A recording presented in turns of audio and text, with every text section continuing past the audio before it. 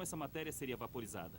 O vapor seria levado por efeitos como o vento solar e a Terra iria se desfazer. Por um breve período, pareceria com um cometa. Finalmente, apenas o núcleo permaneceria. Uma bola de ferro, níquel e metais radioativos de 7.000 quilômetros de diâmetro.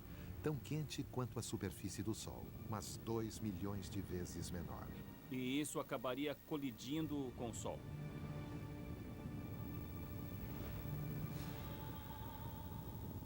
E o Sol não iria sentir nada. Para mudar nossa órbita de forma tão fatal, seria necessário um Sol descontrolado a muitos anos-luz de distância, rompendo a gravidade de todo o sistema solar. As chances de que uma estrela passe tão próximo de nós são muito, muito pequenas. Mas não é inconcebível pensar que nos próximos bilhões de anos, isso venha a acontecer.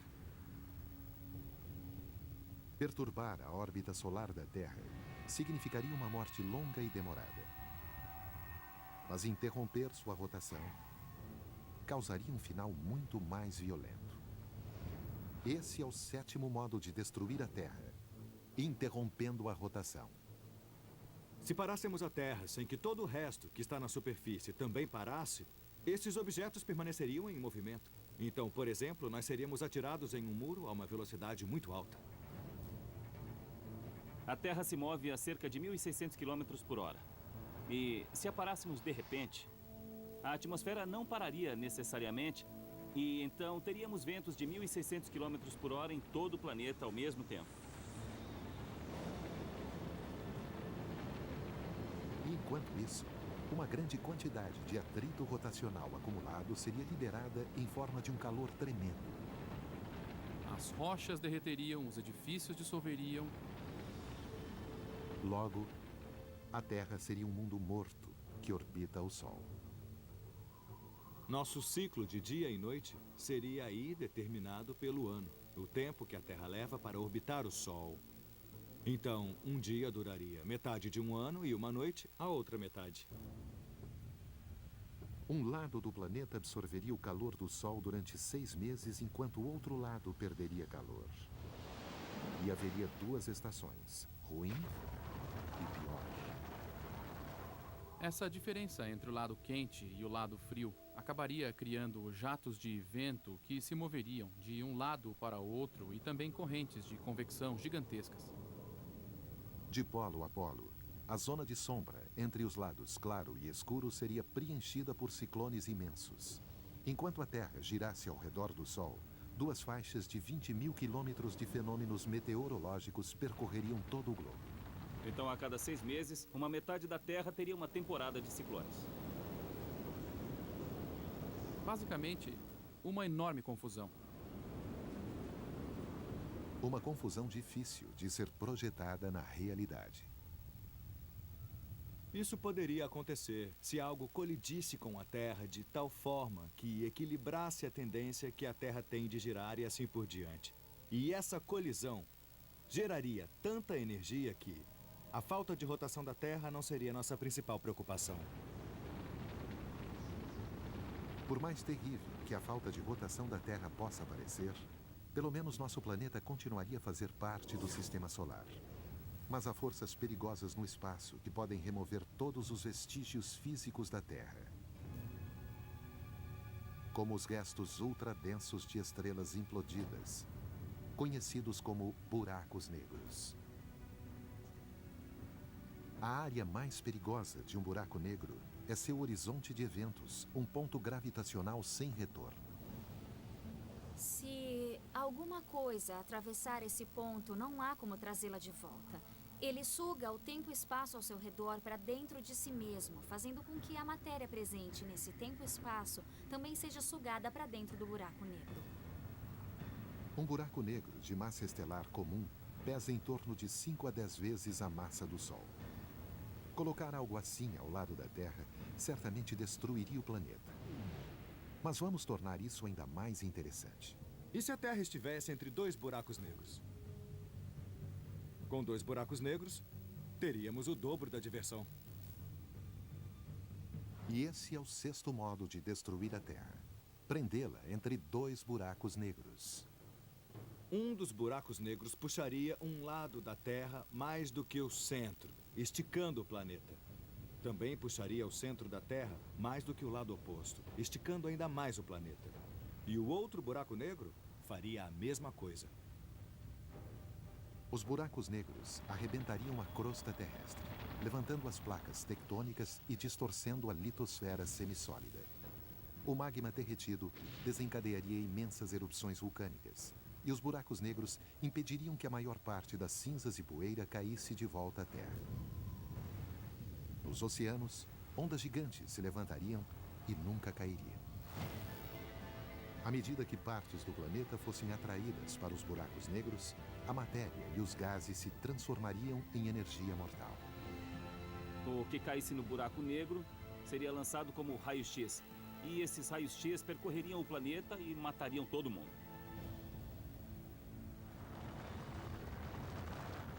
E enquanto isso, a Terra seria esticada ao ponto de ruptura.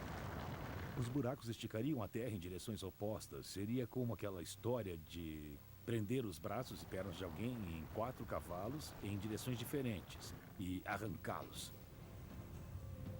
Será que o planeta se esticaria, criando uma ponte entre os buracos negros? Ou será que se partiria ao meio? Na lista de 10 modos de destruir a Terra, o sexto modo deixa o planeta em péssimas condições, prendendo-o entre dois buracos negros. Um cabo de força gravitacional e a Terra seria uma corda que não suportaria a tensão.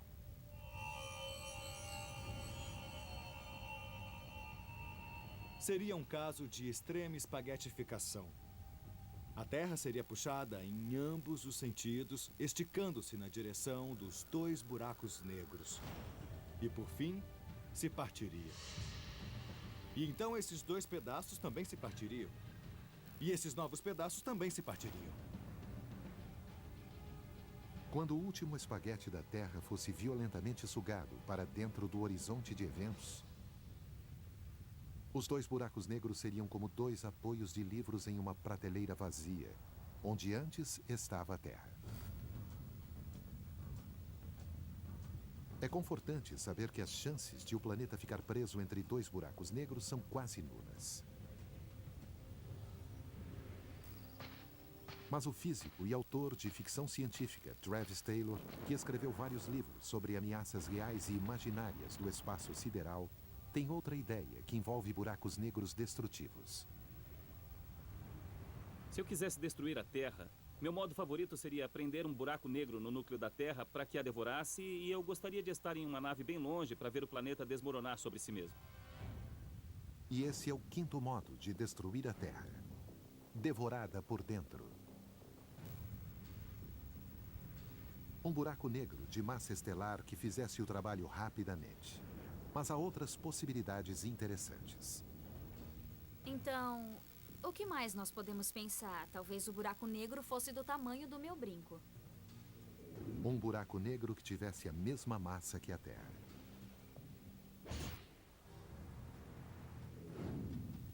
Se pegássemos um buraco negro em miniatura e o jogássemos através do Polo Norte, presumindo que a velocidade e o ângulo estivessem exatamente certos para que ele parasse no centro da Terra imediatamente, nós perceberíamos que algo está muito estranho.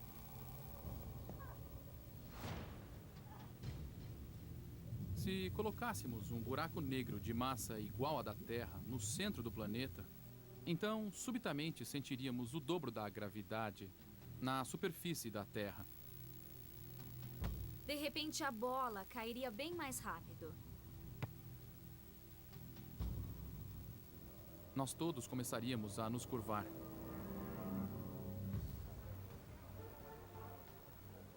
Todos os seres vivos lutariam impotentes, enquanto o buraco negro sugaria toda a matéria.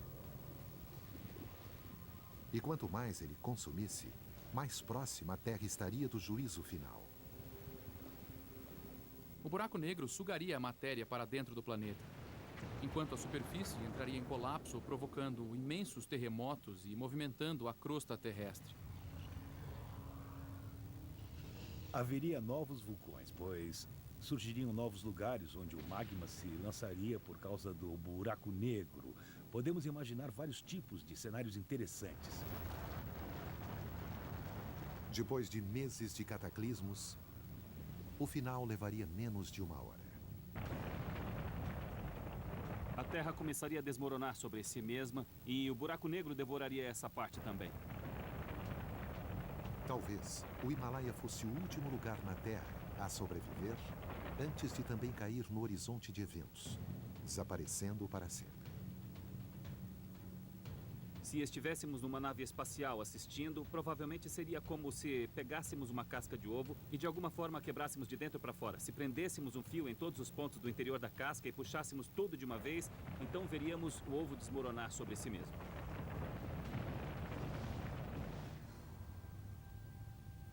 E só sobraria o buraco negro. A massa da Terra agora só existiria dentro desse buraco negro. Ninguém jamais encontrou um buraco negro com a massa da Terra. Os buracos negros só se formam com a morte de estrelas supernovas, que eram pelo menos 10 vezes mais volumosas que o Sol. Mas pode ser que existam buracos negros com uma massa 1 milhão de vezes menor. De acordo com uma teoria, logo após o Big Bang, havia tanta matéria compactada tão densamente que milhões de buracos negros minúsculos chamados primordiais podem ter se formado sem a necessidade de estrelas moribundas. Nós não sabemos da existência de tais buracos negros, mas eles podem existir e poderiam devorar a Terra. Mas com certeza ninguém vai querer encontrar um desses para experimentar. Mas podemos criar um mini buraco negro aqui na Terra. Talvez um acelerador de partículas como o Hadron ou LHC na Europa. Isso é o que Justin Nell, de Salt Lake City, Utah, queria perguntar ao programa. Então, ele enviou a seguinte pergunta: um superacelerador pode criar um buraco negro? Justin, ótima pergunta. Vários físicos gostariam de saber se o acelerador de partículas poderia produzir mini buracos negros. Em princípio, sim. Se comprimisse muita matéria em um volume pequeno o bastante, isso produziria um buraco negro. Mas não se preocupe, esses buracos negros evaporariam rapidamente e não devorariam a Terra. No espaço, o poder destrutivo dos buracos negros depende de sua gravidade irresistível. Mas a falta de gravidade poderia ser ainda mais perigosa para a Terra. Isso é o que intriga o astrônomo Alex Filippenko, cujos inovadores estudos de energia escura e aceleração do universo inspiraram sua própria visão do fim do mundo. Acho que o meu modo favorito de destruir a Terra seria através de um distúrbio no que chamamos de gravidade. E esse é o quarto modo de destruir a Terra, desativando a gravidade. Tudo o que fazemos depende de uma relação equilibrada com a gravidade. Mas e se a gravidade decidisse terminar esse relacionamento? Sem a gravidade, o que sobe nunca desceria. Os aviões nunca aterrissariam.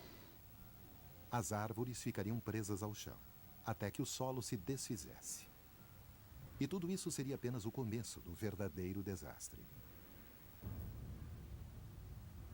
A própria Terra começaria a se desintegrar, pedaço por pedaço. Parece impossível, mas a gravidade poderia realmente ser desativada? Por incrível que pareça, a resposta é talvez. No futuro, a gravidade poderá deixar de existir.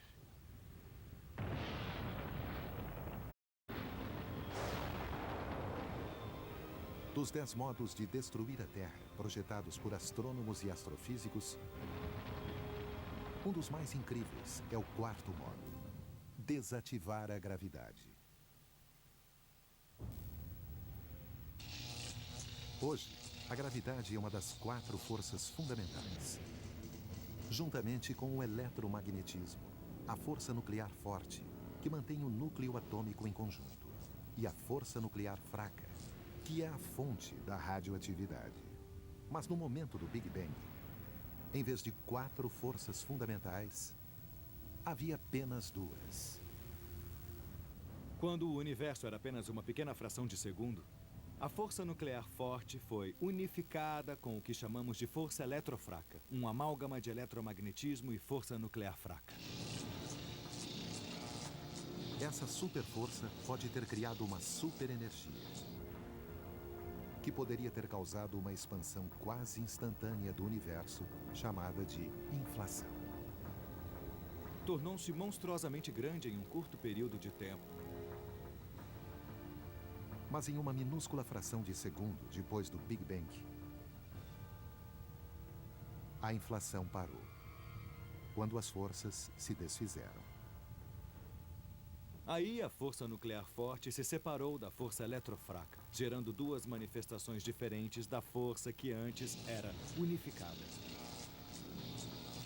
Se uma força aparentemente unificada pôde se dividir em 2, isso pode acontecer também com a gravidade.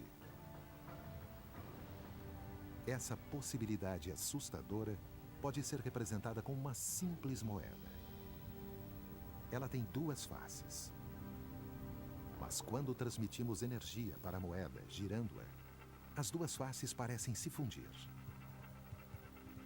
Não vemos nem cara, nem coroa direito. Mas uma hora a moeda perde a energia e cai em cara ou coroa. 2 resultados distintos, mas nenhum deles parece a moeda esférica e simétrica girando. Da mesma forma, nossa atual gravidade simétrica pode, algum dia, ser dividida em 2 aspectos diferentes. E cada uma dessas 2 novas forças se comportaria de modo distinto do atual comportamento da gravidade. Tudo que dependesse da gravidade se desintegraria. E isso significaria o fim para nós aqui na Terra. Os corpos humanos permaneceriam intactos, porque são mantidos por forças eletromagnéticas, não pela gravidade. Mas todos na Terra se elevariam e sufocariam no espaço, enquanto a Terra se despedaçaria, pois não seria mais mantida pela gravidade. Júpiter e outros gigantes gasosos se dissipariam. O Sol, cuja gravidade rodava os planetas como bolas em cordas, ficaria em pedaços. A maior parte do Sol é uma grande bola de gás quente e ele é mantido pela própria gravidade. Então, provavelmente, veríamos uma estrela se despedaçar rapidamente. O Sol não existiria mais, a galáxia não existiria mais. Tudo isso iria se despedaçar. A Terra viraria partículas aleatórias em um canto de um universo de poeira cósmica. Isso seria um fim incrível. Mas há outro modo de destruir a Terra, explodindo-a. E seria fácil? Claro que não, mas há um modo. Criar uma bomba devastadora de antimatéria. Esse é o terceiro modo de destruir a Terra, a aniquilação pela antimatéria. E é a primeira escolha do astrofísico Clifford Johnson. A ideia de antimatéria tem uma certa beleza. Tem a beleza terrível de uma explosão muito dramática que ocorresse de dentro para fora.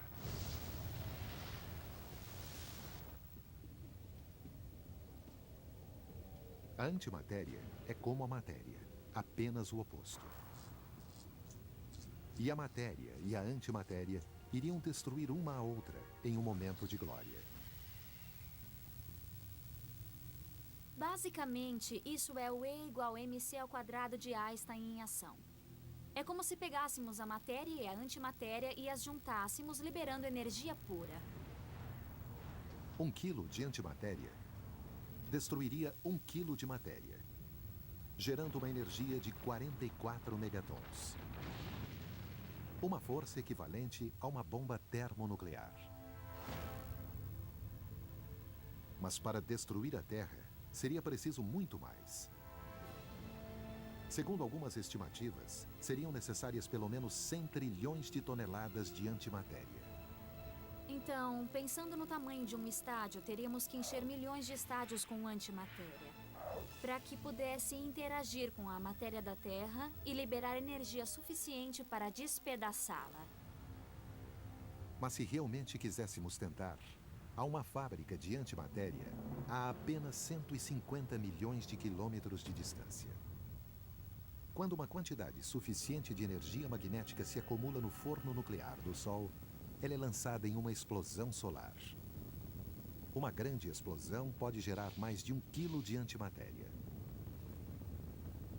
O contato com a matéria destrói a antimatéria quase instantaneamente. Mas existem maneiras de controlar isso.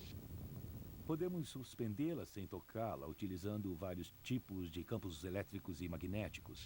E podemos manter uma quantidade de antimatéria em suspensão por tempo indeterminado. Então, só precisaríamos coletar e armazenar a antimatéria de cerca de 100 quatrilhões de explosões solares. Quando tivéssemos 100 trilhões de toneladas de antimatéria, transportaríamos para a Terra e desligaríamos o campo eletromagnético para que entrasse em contato com a matéria. Podíamos colocar no centro da Terra, de alguma forma, e deixar que agisse sozinha.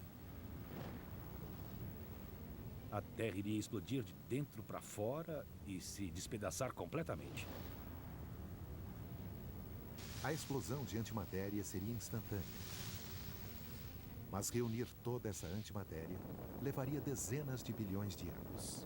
Há determinada quantidade de explosões solares por ano. E seria preciso muitos e muitos e muitos anos para coletar e armazenar antimatéria suficiente para realmente criar uma bomba com tamanha dimensão. Os físicos sabem que a antimatéria não é o único tipo de partícula que poderia aniquilar o planeta. O segundo modo de destruir a Terra é um caso de destruição através da transformação pela matéria estranha.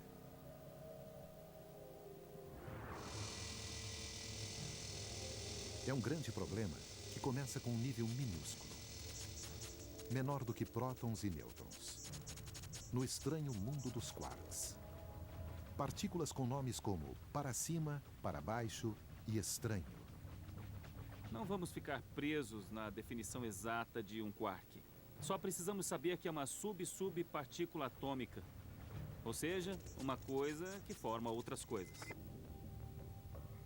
Alguns físicos acreditam que um número igual de quarks, para cima, para baixo e estranho, formariam um strangelet, uma partícula de algo chamado matéria estranha. O que a torna tão estranha é que ela pode mudar a natureza física de tudo que tocar, como o gelo que resfria a água em seu redor. Porém, de um modo muito mais extremo.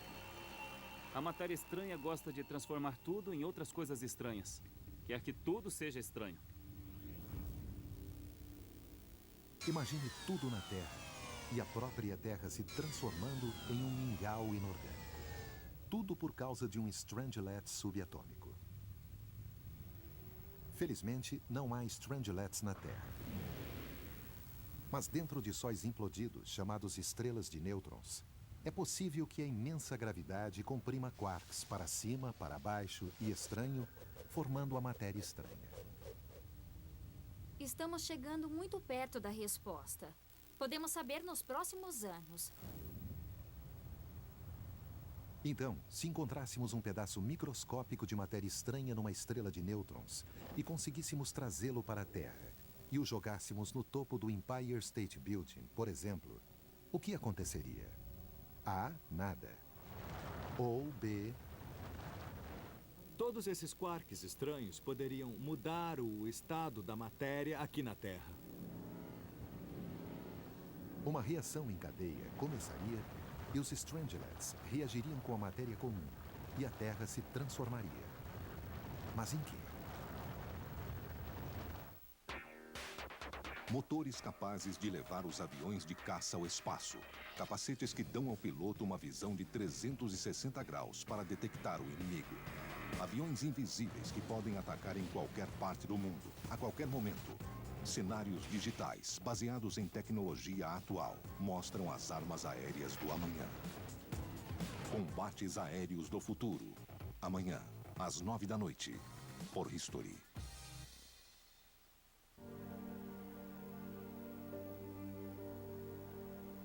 Olá, sou Eduardo Bueno e gostaria de convidá-los para embarcar numa fascinante viagem no tempo.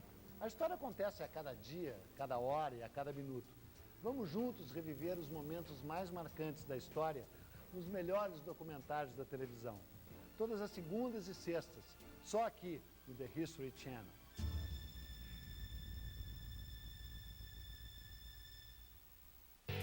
Matadores ninjas que explodiam seus inimigos. Um soldado romano que usou o primeiro colete salva-vidas para proteger Roma de um incêndio. O gênio italiano que escrevia mensagens dentro de ovos. Antigos agentes secretos que agiam na sombra para preservar seus impérios. Inventos da Antiguidade. Episódio inédito, neste sábado, às 11 da noite, por History.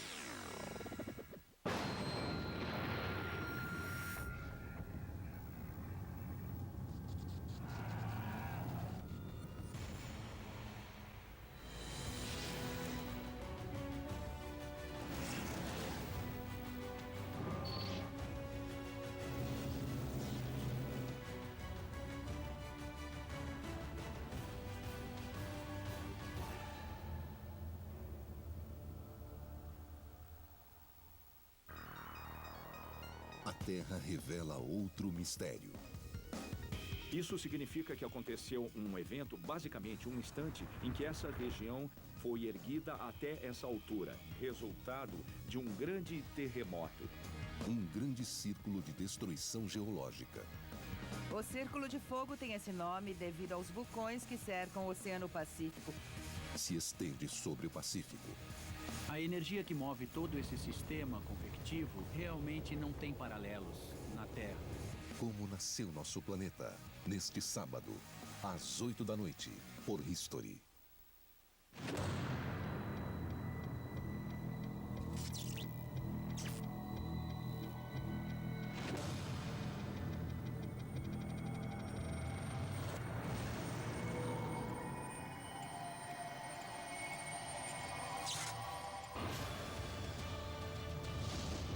Ancient voices are talking to us, desperately talking to us. What they're telling us is to be aware of the Harbinger signs.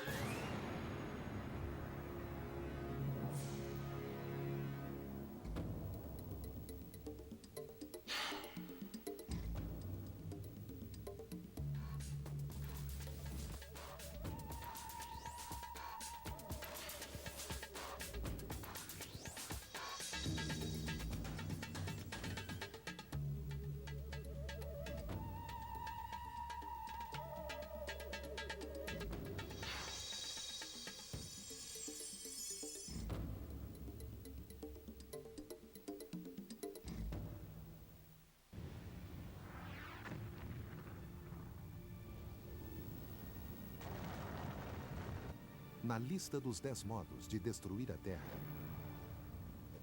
o segundo é o mais estranho de todos.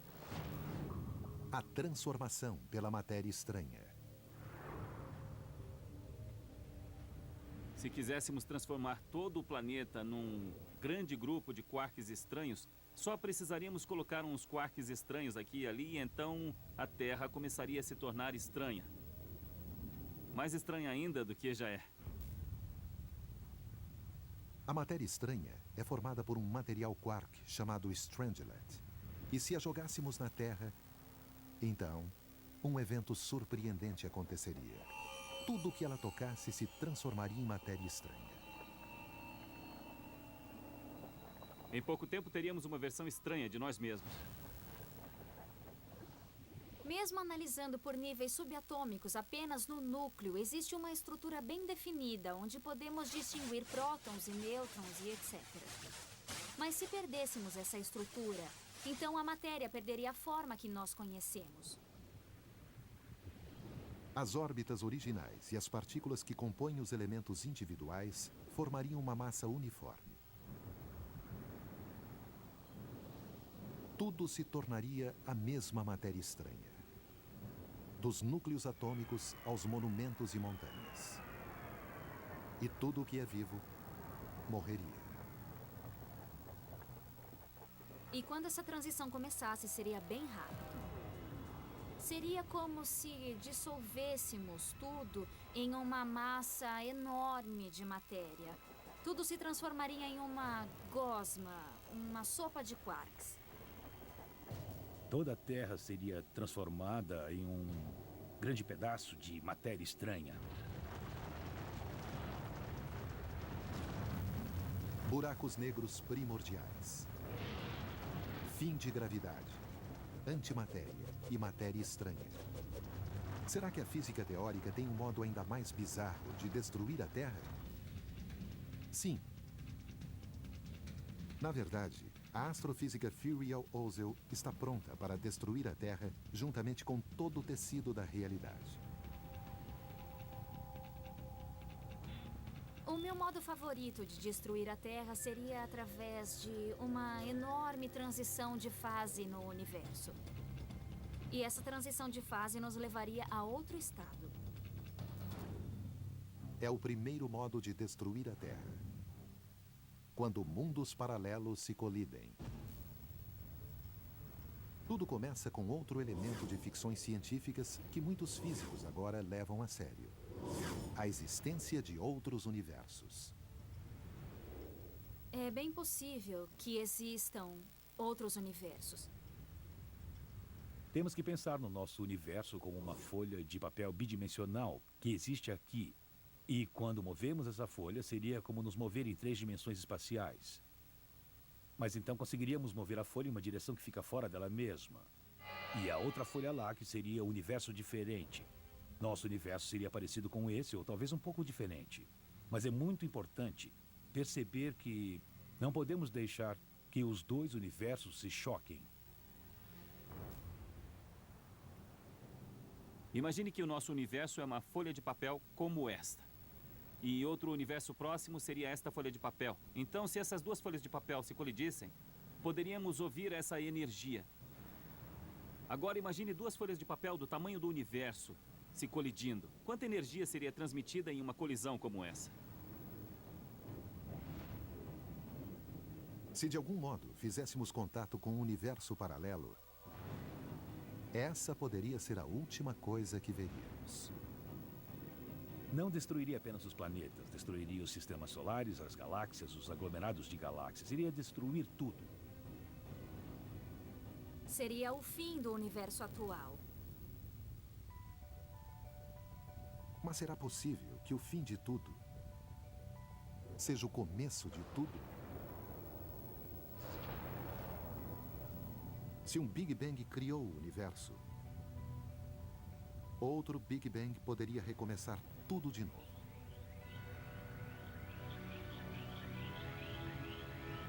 Poderia criar um outro universo.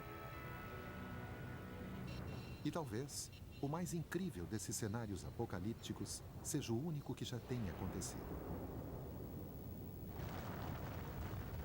Talvez o Big Bang seja resultado da colisão de universos paralelos. Então, pode acontecer novamente. E se isso acontecer, então, depois de aproximadamente 10 bilhões de anos, Talvez exista outra Terra em outro universo. vimos a Terra ser destruída por um impacto súbito. Pelo frio e pelo calor da vaporização. A Terra já teve sua rotação interrompida e já foi transformada pela matéria estranha, espaguetificada e engolida por buracos negros, desintegrada e explodida. Pelo menos em teoria. Na realidade, é muito provável que o mundo continue girando por bilhões de anos.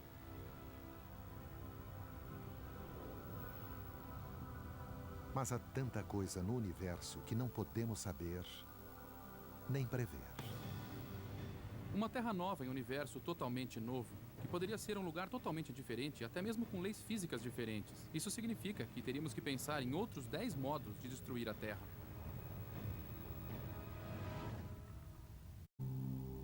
Terra, um planeta único, agitado e dinâmico. À medida que os continentes se movem e colidem, vulcões explodem e glaciares avançam ou recuam. Forças titânicas estão sempre em ação, deixando uma trilha de mistérios geológicos. Entre as várias maravilhas geológicas da Terra, não há nada mais perigoso que o Monte Vesúvio. Ele é um vulcão bem conhecido por seu passado violento. Como vemos nos restos de suas vítimas congeladas no tempo há quase 2000 anos. Mas o Vesúvio ainda está vivo. E só agora seus mistérios estão sendo revelados. Uma nova descoberta de uma enorme câmara magmática com rochas quentes por baixo do Vesúvio é apenas uma de várias pistas novas e surpreendentes sobre como o vulcão ameaça uma das cidades mais movimentadas da Europa, com uma chuva de fogo que causaria morte e destruição. Desvendamos os segredos do Vesúvio e mostramos as incríveis forças por trás dele em Como Nasceu Nosso Planeta. Vesúvio. A próxima erupção do Vesúvio pode matar mais pessoas que qualquer outro vulcão na história. 3 milhões de vidas estão em risco. Na costa oeste da Itália, na cidade de Nápoles, está o Monte Vesúvio, com 1.219 metros de altura. O número de mortes seria grande, chegando aos milhões. Então, é um cenário de catástrofe que todos nós tememos. O desafio para os geólogos é descobrir o que pode desencadear a próxima erupção do Vesúvio e saber como esse horror em potencial pode acontecer. A primeira explosão catastrófica pode vir daqui, das profundezas da cratera de 610 metros de largura do vulcão.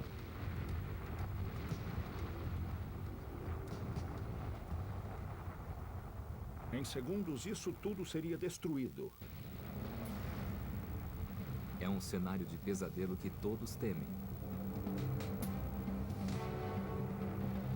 Uma nuvem de restos vulcânicos em chamas pode descer pelas encostas do vulcão a 720 km por hora, 2 vezes mais rápido que um carro de Fórmula 1. Qualquer pessoa a 16 km da cratera estaria na zona de atuação da erupção. Nada pode deter essa nuvem fervente de cinzas e pedras. Você pode achar que as pessoas vivendo lá do outro lado da água, em Nápoles, estariam seguras no vulcão. Mas sabemos que não seria assim. Ele atravessa o mar e ganha velocidade no caminho, não andando, mas literalmente correndo em direção a Nápoles.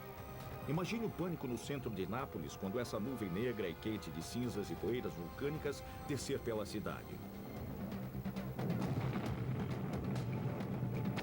Não há onde se esconder. Homens, mulheres e crianças seriam incinerados.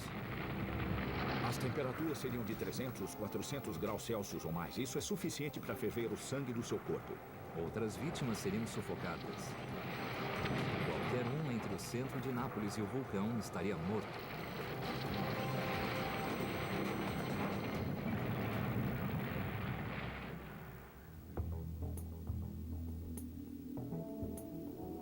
Vulcanologistas sempre acreditaram que a cidade de Nápoles estava livre do Vesúvio. Eles achavam que até mesmo as maiores erupções do vulcão não poderiam ir além dos limites da cidade. Uma crença que foi derrubada por novas pesquisas por baixo do castelo Angevin, no coração de Nápoles.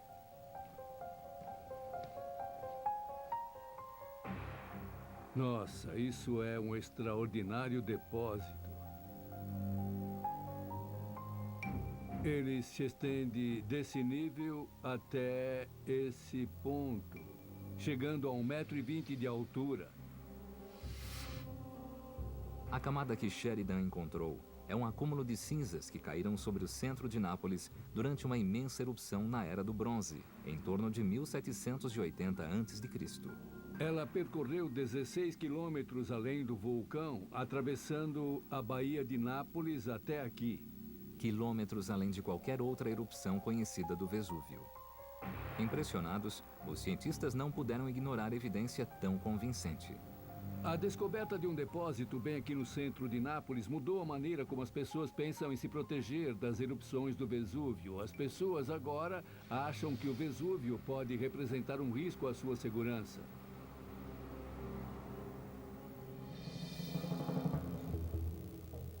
Se o Vesúvio produziu uma erupção tão grande um dia, pode provocar novamente.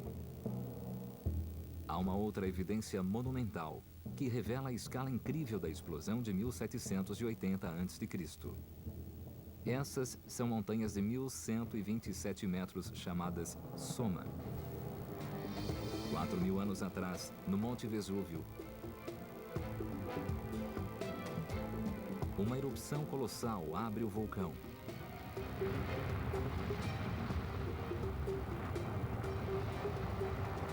Rocha derretida sai do cone, esvaziando o reservatório subterrâneo que os geólogos chamam de câmara magmática. Isso continua por horas, até que algo avassalador acontece. Quando a câmara magmática esvazia até certo ponto crítico, toda a montanha desaba em si mesma para preencher o vazio lá embaixo.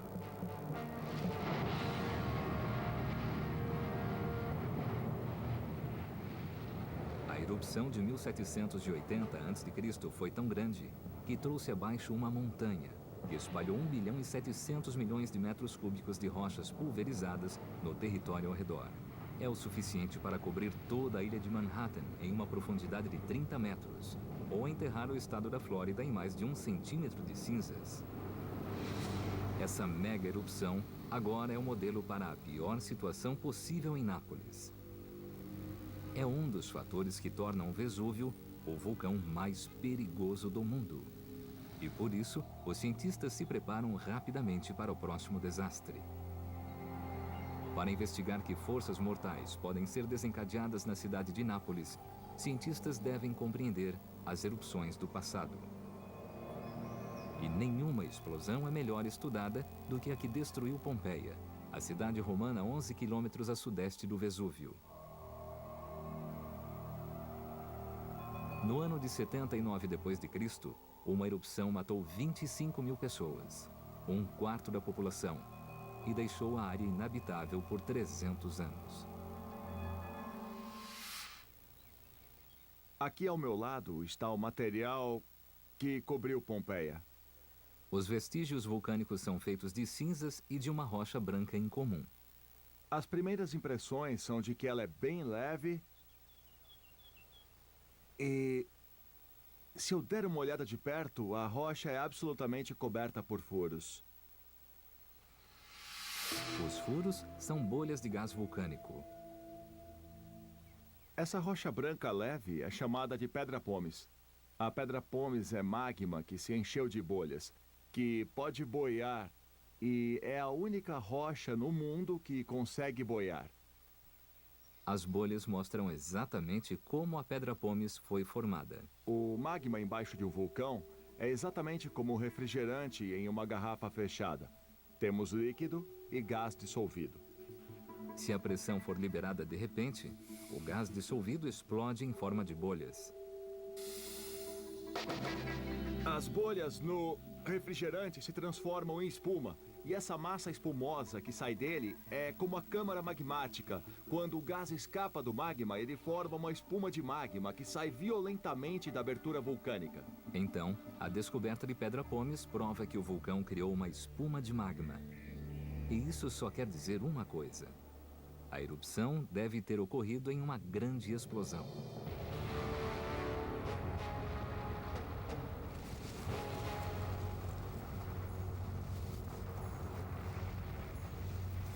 A explosão jorra espuma e cinza magmática em mais de 27 quilômetros na atmosfera. Isso é 2 vezes a altura média do voo de um avião.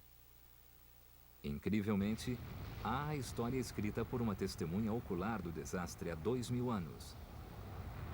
Cada detalhe da erupção foi anotado por Plínio, jovem, aos 17 anos. Ele foi um dos primeiros vulcanologistas do mundo. Plínio, um naturalista, produziu o primeiro registro científico da sequência completa de um vulcão. Ele escreve: uma nuvem se formou.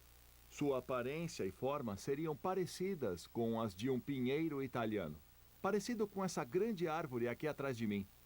Ela se estendeu para cima como um tronco bastante alto e depois se espalhou em galhos. Então, a nuvem se espalha em cima, fazendo uma forma de cogumelo, o que é chamado de coluna de Plínio.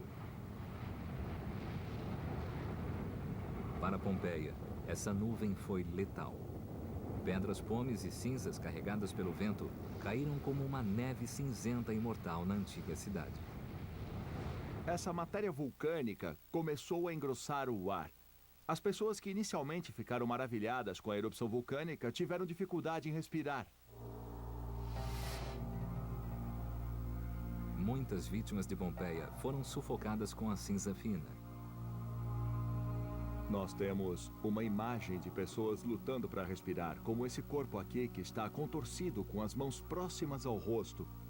Essencialmente, eles registram os últimos suspiros das pessoas que se encheram de cinzas e poeira quente do vulcão. Tal chuva de cinzas caindo nas ruas movimentadas de Nápoles, hoje em dia causaria milhões de mortes. Tentando resolver o mistério do que torna o Vesúvio o vulcão mais perigoso do mundo, cientistas descobriram 2 evidências cruciais. A pedra Pomes, de Pompeia, prova que o Vesúvio pode produzir erupções explosivas, o tipo mais devastador de erupção vulcânica. Uma grossa camada de cinza vulcânica encontrada embaixo de Nápoles mostra que o Vesúvio tem o poder de se alastrar e destruir a cidade. Uma explosão de tamanho similar hoje mataria 3 milhões de pessoas, o que seria o maior número de mortes por um vulcão no mundo. Geólogos sabem que algumas vítimas morreriam sufocadas. Mas a descoberta de ossos humanos carbonizados são pista para outra morte ainda mais terrível pelo Vesúvio.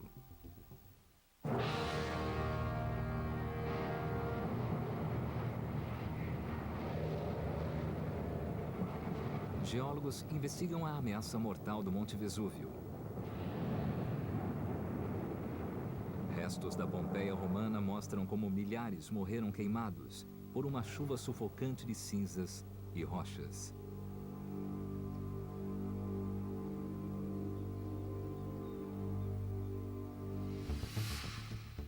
Mas em 1981, escavações 6,5 km a oeste do Vesúvio mostraram que um destino ainda mais terrível caiu sobre o povo dessa cidade romana: Herculano. Quando o vulcão entrou em erupção no ano de 79 d.C., Herculano era um balneário movimentado com 10 mil pessoas. Mas, surpreendentemente, quando as ruínas foram escavadas, apenas 15 corpos foram encontrados. Muitas pessoas achavam que elas poderiam ter visto a erupção antes e puderam escapar. Mas quando cavaram mais fundo, aqui no litoral e nessas casas de barcos, a verdade foi descoberta.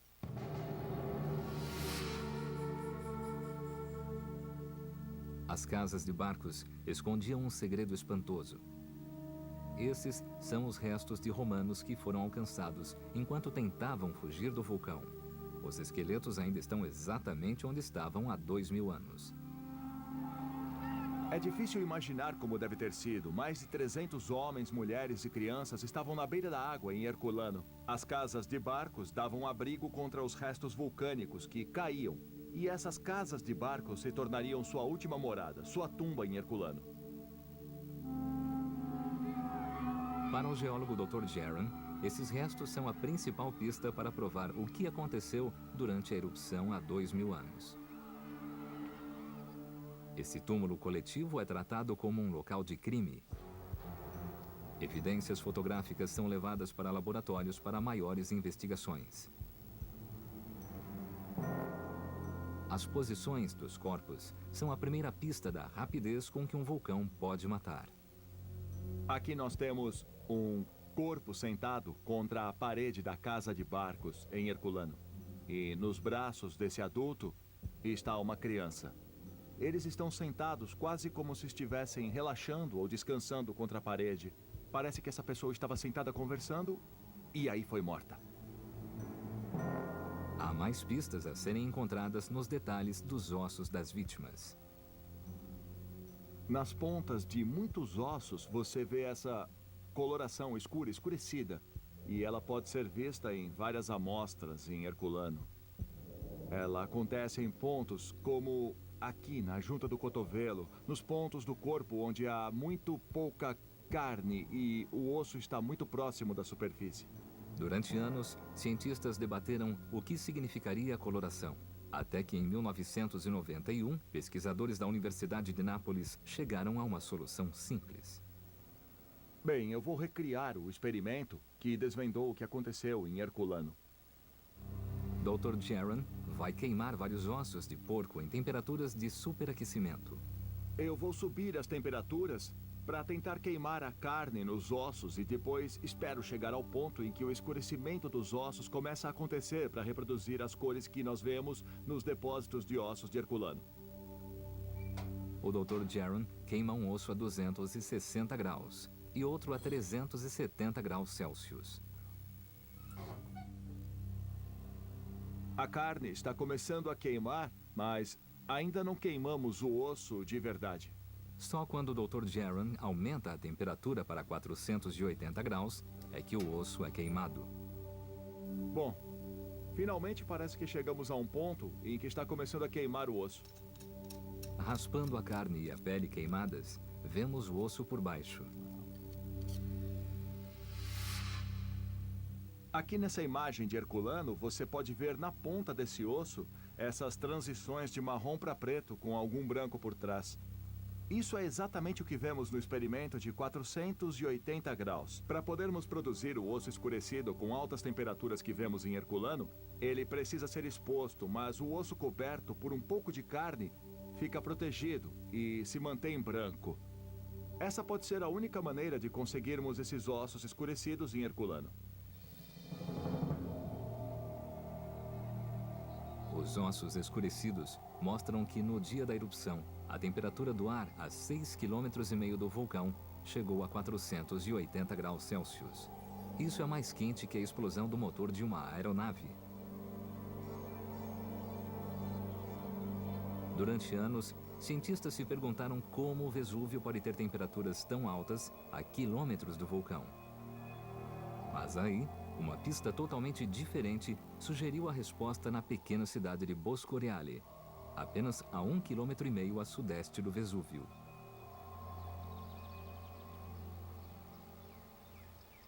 Essa estranha estrutura como um pilar parece à primeira vista um poste de concreto muito estranho, mas é bem mais fascinante do que isso.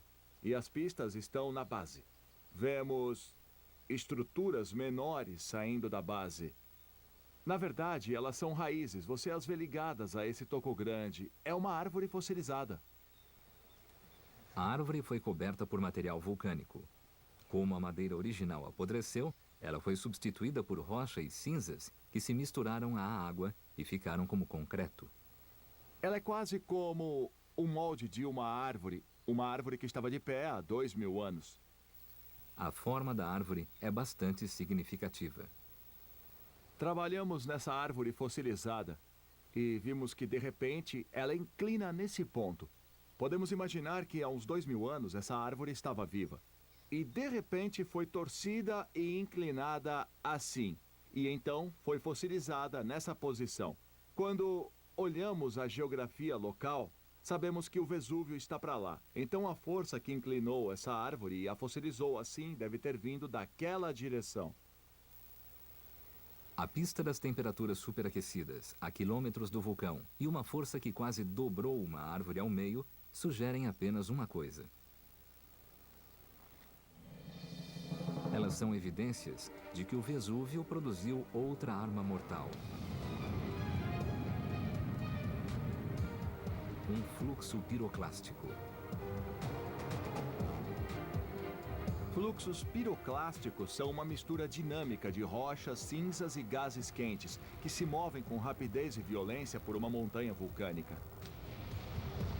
Essas nuvens ferventes mortais alcançam velocidades de mais de 724 km por hora, mais rápido que um trem-bala, e temperaturas de até 1.100 graus Celsius, altas o suficiente para derreter ouro.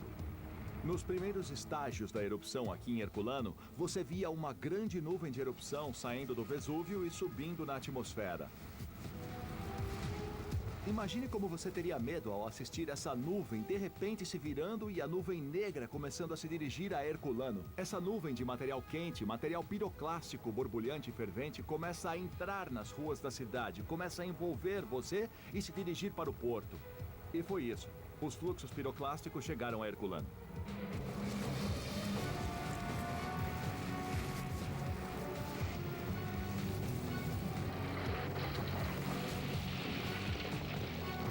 Poucas horas depois, a cidade estava totalmente soterrada.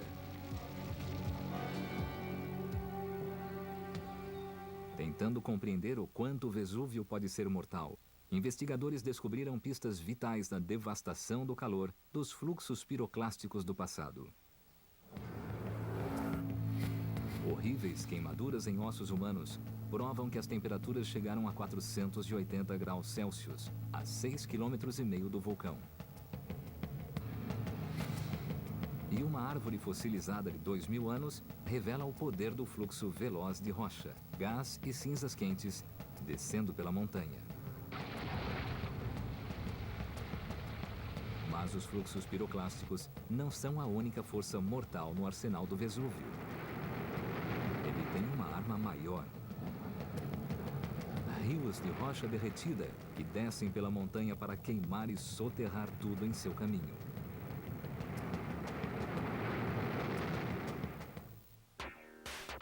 Motores O Vesúvio ainda tem outra arma fatal em seu arsenal. Ela foi capturada em vídeo durante sua mais recente erupção em 18 de março de 1944. Vesúvio entra em erupção. Várias mortes e cidades soterradas. Câmeras registram o espetáculo do Monte Vesúvio. Uma nuvem de cinzas de 8 km de altura subiu aos céus por cima do Vesúvio. Os fluxos piroclásticos desceram pelas encostas.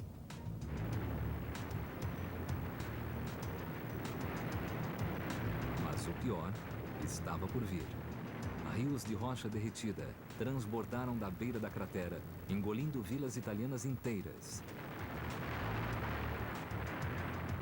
34 pessoas morreram e milhares ficaram sem casas.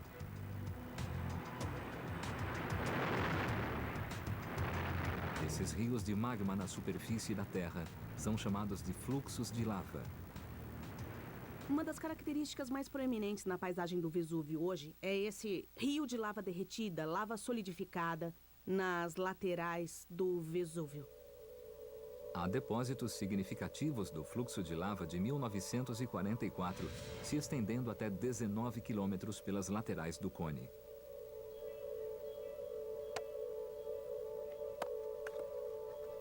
Bom, olhando de perto, vejo que não há bolhas. Diferente da leve pedra pomes que choveu em Pompeia, essa lava solidificada é densa e rígida.